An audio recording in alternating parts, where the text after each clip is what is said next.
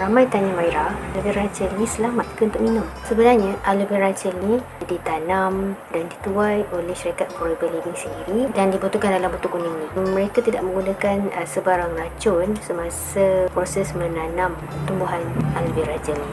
Dalam satu botol aloe vera gel ni ada 1 liter pati aloe vera gel yang sangat-sangat pekat, mengandungi 97.4% pati aloe vera gel. Jenis pokok aloe vera gel yang digunakan ialah yang terbaik di dunia, iaitu Aloe barbadensis Miller. Sebenarnya aloe vera gel ni ataupun pati lidah buaya sudah digunakan sejak beribu-ribu tahun yang lalu. Dan Forever Living adalah syarikat yang pertama yang terima Aloe Science, yang mana ia selamat daripada racun, yang membolehkan kita bila minum takkan terkena, insya-Allah takkan terkena sirap berit, kegagalan buah pinggang, kegagalan organ-organ yang lain. Aloe vera gel ni diiktiraf oleh kosher dan jangan risau, dia ada halal dan ada juga halal antarabangsa iaitu Ivanka.